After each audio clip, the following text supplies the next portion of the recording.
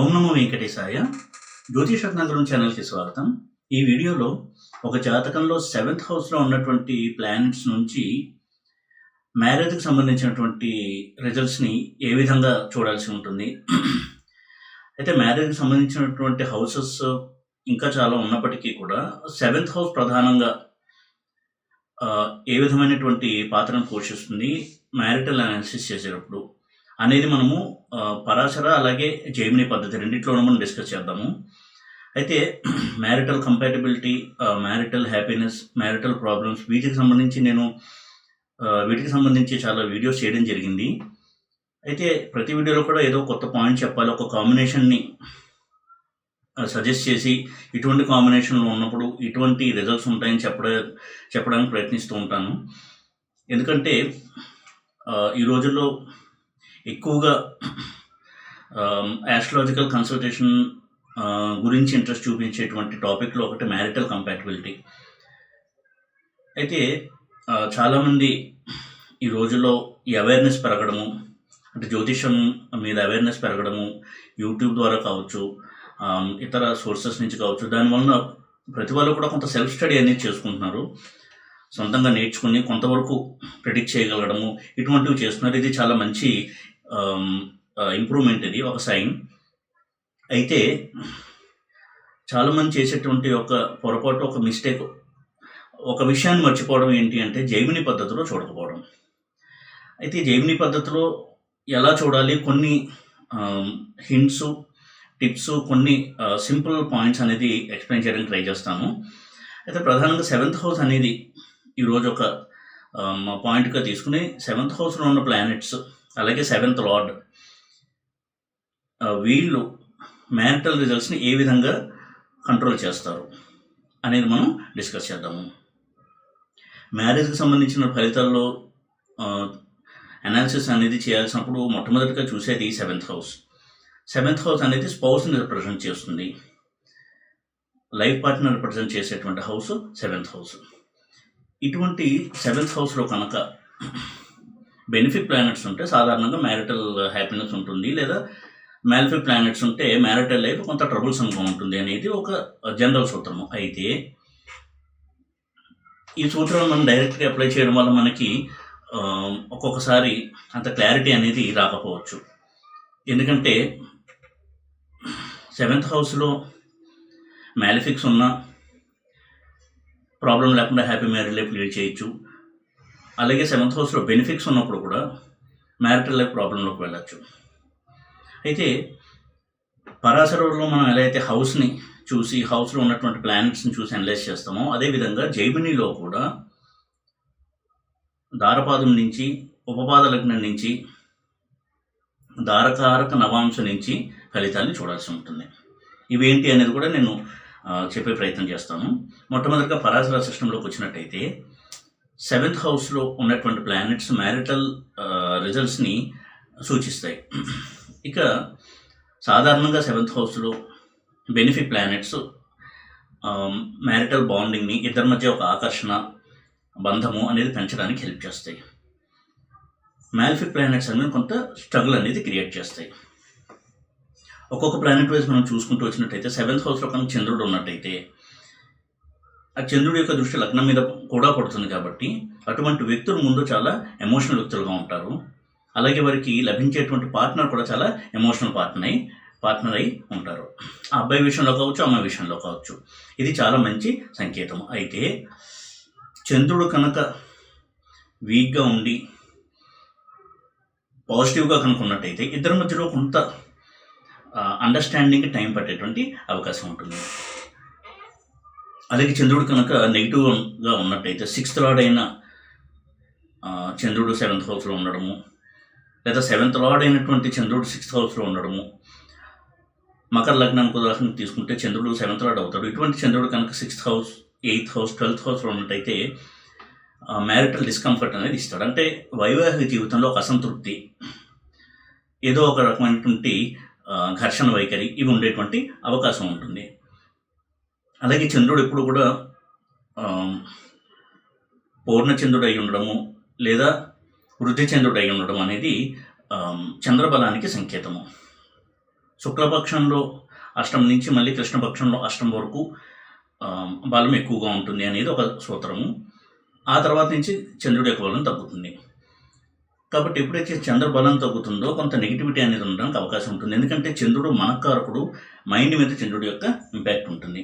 అంటే వారి యొక్క బంధంలో కొంత మిస్అండర్స్టాండింగ్, ఒకరిని అర్థం చేసుకోలేకపోవడము, లేదా అపార్థం చేసుకోవడము, లేదా ఇద్దరి మధ్య ర్యాపో బిల్డ్ అవ్వడానికి టైం పట్టడము, ఇటువంటి ఒక ధోరణి అనేది ఉంటుంది. అలాగే రవి కనుక 7th హౌస్లో ఉంటే ఇది తీవ్రమైనటువంటి ఈగో ఇష్యూస్ వలన డైవర్స్కి దారితీసేటువంటి ప్లేస్మెంట్గా చూడాల్సి ఉంటుంది. అయితే రవి కనుక యోగకారకుడు అయ్యి, ఉదాహరణకి మేషలగ్నానికి రవి యోగకారకుడు, ఇటువంటి రవి కనుక యోగకారకుడు 7th హౌస్లో ఉంటే డైవర్స్ వరకు వెళ్లకుండా ఉండడానికి అవకాశం ఎక్కువగా ఉంటుంది. అయితే జైమిని పద్ధతిలో ఆరూఢ స్థానాలు కూడా రవి వల్ల ఇంపాక్ట్ అయితే కనుక అది డైవర్స్ అవ్వడానికి అవకాశం ఉంటుంది. రవి ఎప్పుడూ కూడా మ్యారిటల్ డిస్టర్బెన్సెస్ ఇచ్చి సెపరేషన్ అనేది క్రియేట్ చేయడానికి ట్రై చేసే ప్లానెట్. అలాగే మరొక ప్లానెట్ కుజుడు.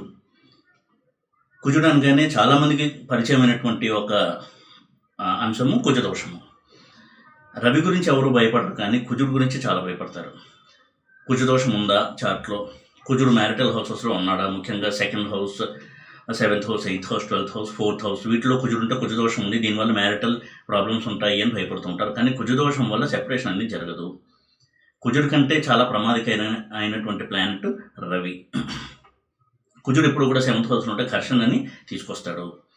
ఇద్దరి మధ్య కూడా మాట పెరగడము, ఏదైనా ఒక విషయం మీద విభేదించడము, ఇటువంటి ఒక ధోరణి ఉంటుంది. అయితే అది కూడా ఉదాహరణకి అబ్బాయిల జాతకంలో కనుక 7th హౌస్లో కుజుడు ఉన్నట్టయితే డామినేటింగ్ నేచర్ అనేది ఉంటుంది. ఎందుకంటే కుజుడు మేల్ ప్లానెట్.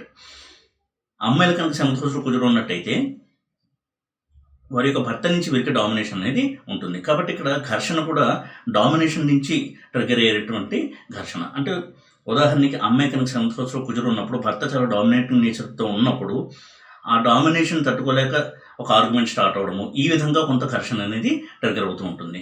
అందుకని కుజదోషం గురించి భయపడుతూ ఉంటారు. అయితే కుజదోషం ఉన్నంత మాత్రాన, అంటే 7th హౌస్లో కుజుడు ఉన్నంత మాత్రాన మ్యారేజ్ చేస్తే పార్ట్నర్ చనిపోతాడు అనేది, కేవలం ఆ ప్లేస్మెంట్ వల్ల చనిపోతాడు అనేది కరెక్ట్ కాదు.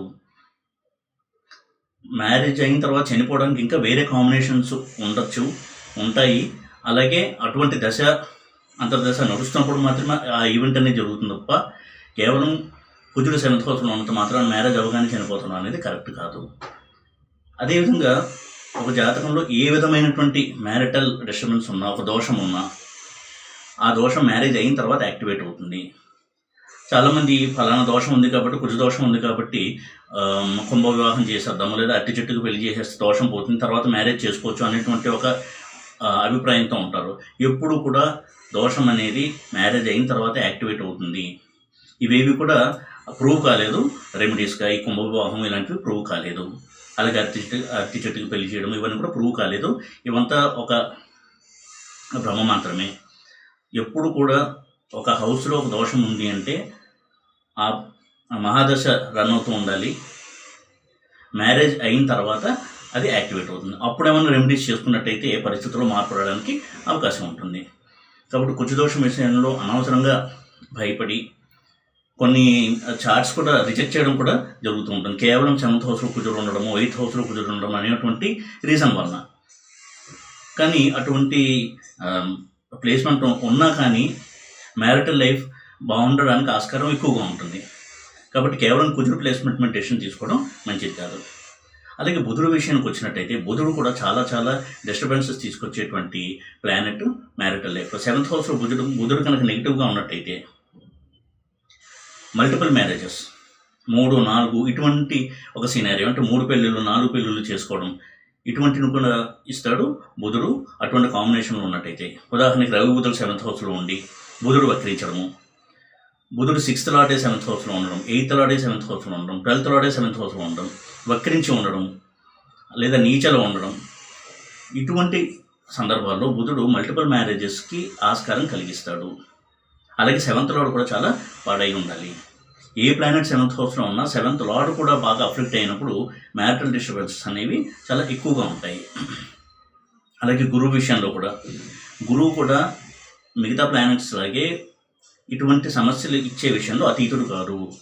గురువు కూడా మ్యారిటల్ ఇష్యూస్ చాలా చాలా ఇవ్వగలిగేటువంటి ప్లానెట్. ముఖ్యంగా అమ్మాయిల విషయంలో గురువు భర్తృకారకుడు కాబట్టి 7th హౌస్లో గురువు చాలా చాలా మ్యారిటల్ డిస్కంఫర్ట్, అలాగే హస్బెండ్ నుంచి ఒక రకమైనటువంటి నిరాదరణ, డామినేషను, ఇటువంటి వైఖరి అనేది ఎదుర్కొంటూ ఉంటారు 7th హౌస్లో గురువు ఉన్నటువంటి స్త్రీలు. అమ్మాయిల విషయంలో 7th హౌస్ జూపిటర్ చాలా ప్రాబ్లమ్స్ని క్రియేట్ చేస్తాడు. అదేవిధంగా కామన్ సైన్స్ కనుక లగ్నాలు అయినట్టయితే, ముఖ్యంగా మిథునానికి కన్యకి 7th హౌస్లో జూపిటర్ ఉన్నట్టయితే కొంత మ్యారిటల్ డిస్కంఫర్ట్ అనేది ఉంటుంది. ఇక శుక్రుడు విషయానికి వచ్చినట్టయితే 7th హౌస్లో శుక్రుడు ఉండడం అనేది అబ్బాయిలకి ఎక్కువగా ప్రాబ్లం క్రియేట్ చేస్తుంది అమ్మాయిల కంటే కూడా. అమ్మాయిలకి 7th హౌస్లో శుక్రుడు ఉన్నప్పుడు హస్బెండ్ నుంచి కొంత ప్రాబ్లమ్స్ అనేది ఫేస్ చేస్తూ ఉంటారు. అంటే వారికి మల్టిపుల్ అఫైర్స్ ఉండడము, ఇటువంటివి ఉండేటువంటి ఆస్కారం ఉంటుంది. అబ్బాయిల విషయంలో వారికి మ్యారేజ్ రిలేషన్ పట్ల గౌరవం లేకపోవడము, మల్టిపుల్ అఫైర్స్లో ఎప్పుడు ఇన్వాల్వ్ అవుతూ ఉండడము, ఇటువంటి ధోరణి అనేది ఉంటుంది. అలాగే శని కూడా స్వక్షేత్రం 7th హౌస్ అందులో ఉన్నట్టయితే చాలా మంచి లాంగ్ మ్యారీడ్ లైఫ్ ఇవ్వడానికి అవకాశం ఎక్కువగా ఉంటుంది. అలా కాకుండా శని 8th లార్డ్ 7th హౌస్లో ఉన్న, దుస్థానాలకి ఆధిపత్యం వహించే 7th హౌస్లో ఉన్న, 7th లార్డ్ అయి దుస్థానాల్లో ఉన్న, అది మ్యారిటల్ ప్రాబ్లమ్స్ ఎక్కువ ఇచ్చేటువంటి అవకాశం ఉంటుంది. ఇక రాహు విషయానికి వచ్చినట్టయితే రాహు 7th హౌస్లో చాలా అద్భుతమైనటువంటి బాండింగ్ ఇస్తాడు, అలాగే సమస్యలను కూడా ఇవ్వగలిగేటువంటి ప్లానెట్. రాహు కనుక 7th హౌస్లో ఉండి, ఉదాహరణకి శుక్రుడి ఇంట్లో లేదా శని ఇంట్లో ఉండి స్ట్రాంగ్గా ఉండి, శని కూడా బలంగా ఉన్నట్టయితే వారిద్దరి మధ్య కూడా చాలా స్ట్రాంగ్ బాండింగ్ అనేది ఉంటుంది, లాంగ్ మ్యారీడ్ లైఫ్ ఉంటుంది. అలా కాకుండా రాహు 7th హౌస్లో ఉండి చంద్రుడు, బుధుడు, కుజుడు ఇటువంటి ప్లానెట్స్తో కనుక ఉన్నట్టయితే వారి మ్యారేజ్లో చాలా ఘర్షణ వైఖరి, అపార్థాలు, అబ్బాయిల విషయంలో అయితే మల్టిపుల్ రిలేషన్స్, ఇవన్నీ కూడా ఉండేటువంటి అవకాశం ఉంటుంది. అయితే కేతు యొక్క వైఖరి కొంత డిఫరెంట్గా ఉంటుంది. కేతు 7th హౌస్లో ఉన్నప్పుడు ఎక్కువ ఇద్దరి మధ్య కూడా స్ట్రగుల్స్ అనేవి ఎక్కువగా ఉంటూ ఉండడం, ఆర్గ్యుమెంట్ నేచర్ అనేది ఎక్కువగా ఉండడం, వీటికి ఆస్కారం ఉంటుంది కుజుడు యొక్క ప్లేస్మెంట్ వల్ల. అయితే గురువు కనుక కేతు యొక్క ప్లేస్మెంట్ వల్ల, గురువు కనుక కేతుని చూస్తున్నట్టయితే 7th హౌస్లో ఉన్న కేతుని గురువు కనుక చూస్తున్నట్టయితే 5th ఆస్పెక్ట్తో కావచ్చు, 9th ఆస్పెక్ట్తో కావచ్చు, చాలా మంచి మ్యారిటల్ బాండింగ్ అనేది ఇస్తాడు కేతువు. ఇక జైమిని సిస్టమ్ కనుక వచ్చినట్టయితే, పరాశర సిస్టంలో ఎలా అయితే 7th హౌస్ మనకి ఇంపార్టెంటో, జైమిని సిస్టంలో 7th హౌస్ యొక్క ఆరూఢము, దానికి దారపాదము అని పేరు, అది చాలా ముఖ్యము. దారపాదాన్ని ఎలా కనుక్కోవాలి అని కనుక చూసినట్టయితే, ఒక లగ్నం నుంచి 7th హౌస్ ఏది అనేది ఫస్ట్ నోట్ చేసుకుని, ఆ 7th హౌస్ నుంచి 7th లార్డ్ ఎన్నో ఇంట్లో ఉన్నాడు, అక్కడి నుంచి అన్నిళ్ళు కౌంట్ చేస్తే అది 7th హౌస్ యొక్క ఆరూఢము. ఉదాహరణకి మేష లగ్నానికి 7th లార్డ్ శుక్రుడు, 7th హౌస్ తుల. శుక్రుడు కనుక ధనస్సులో ఉన్నాడు అనుకుంటే 7th లార్డ్ అయిన శుక్రుడు మేష లగ్నానికి ధనస్సులో ఉన్నాడు, అంటే 7th హౌస్ నుంచి 3rd హౌస్లో ఉన్నాడు, అక్కడి నుంచి 3rd హౌస్ కుంభం, అది దారపాదము. ఈ దారపాదము అనేది చాలా చాలా ఇంపార్టెంట్ రోల్ ప్లే చేస్తుంది మ్యారిటల్ రిజల్ట్స్ ఇవ్వడంలో. 7th హౌస్ కంటే కూడా ఇంపార్టెంట్ హౌస్ ఈ దారపాదము. అలాగే ఉపపాదము అంటే ఇందాక 7th హౌస్కి ఎలా అయితే మనం క్యాల్కులేట్ చేసాం, అలాగే 12th హౌస్ క్యాల్కులేట్ చేస్తే అది ఉపపాదము. ఇది ఇద్దరి మధ్య కూడా బాండింగ్, ఆకర్షణ, భార్యాభర్తల మధ్య ఉండేటువంటి ఆకర్షణ, దీన్ని సూచించేటువంటి హౌస్ ఉపపాదము. దీనికి ఉపపాద లగ్నం అని కూడా పేరు. దీని నుంచి కూడా మనం రిజల్ట్స్ చూడాల్సి ఉంటుంది. ఉపపాదం నుంచి 7thలో మ్యాలిఫిక్స్ ఉన్నా, దారపాదం నుంచి 7thలో మ్యాలిఫిక్స్ ఉన్నా, దారపాదంలో మ్యాలిఫిక్స్ ఉన్నా, ఉపపాదంలో మ్యాలిఫిక్స్ ఉన్నా కొంతవరకు మ్యారిటల్ డిస్టర్బెన్సెస్ అనేవి ఉంటాయి. ఈ 7th హౌస్ అనేది కేవలం లగ్నం నుంచే కాకుండా దారపాదం నుంచి, ఉపపాదం నుంచి కూడా చూడాలి. అలాగే దారకారక ప్లానెట్ ఏది అనేది మనం చూసుకోవాలి. దారకారక ప్లానెట్ ఎలా తెలుస్తుంది అంటే, ఒక వ్యక్తి జన్మించినప్పుడు ప్రతి ప్లానెట్ కూడా కొన్ని డిగ్రీలు ట్రావెల్ చేస్తుంటుంది ఒక రాశిలో. అన్నిటికంటే ఎక్కువ డిగ్రీలు ట్రావెల్ చేసిన ప్లానెట్ ఏది అని చూసుకుని నోట్ చేసుకున్నట్టయితే అది ఆత్మకారక. అన్నిటికంటే తక్కువ డిగ్రీలు ట్రావెల్ చేస్తున్నటువంటి ప్లానెట్ దారకారక ప్లానెట్. ఈ దారకారక గ్రహము నవాంశలో ఏ రాశిలో ఉన్నాడు అది నోట్ చేసుకుంటే అది దారకారక నవాంశ రాశి అవుతుంది. అక్కడి నుంచి 7th హౌస్, అది అఫ్లిక్షన్ లేకుండా ఉండాలి. ఇవి కొన్ని థంబ్ రూల్స్ మాత్రమే, మనం కొంచెం డీటెయిల్గా దాన్ని మళ్ళీ అనలైజ్ చేయాల్సి ఉంటుంది. కాబట్టి కేవలం రాహు 7th హౌస్లో ఉన్నాడనో, శని 7th హౌస్లో ఉన్నాడనో, కుజుడు 7th హౌస్లో ఉన్నాడనో ఒక డెసిషన్కి రావడం అనేది కరెక్ట్ కాదు. లేదా ఒక్కొక్కసారి 7th హౌస్లో ఏ ప్లానెట్ ఉండకపోవచ్చు, కానీ జైమినీ సిస్టంలో దారపాదం నుంచి, ఉపపాదం నుంచి లేదా దారకారక నవాంశ రాశి నుంచి అఫ్లిక్షన్స్ ఉండొచ్చు. అటువంటప్పుడు దాని కనుక మనం విస్మరిస్తే అంతా బాగుంది నేను మ్యారేజ్ చేసిన తర్వాత రవి కనుక తీవ్రమైనటువంటి అఫ్లిక్షన్లో ఉన్నట్టయితే జైమినీ సిస్టంలో అది డైవోర్స్కి దారితీసేటువంటి అవకాశాలు ఉంటాయి.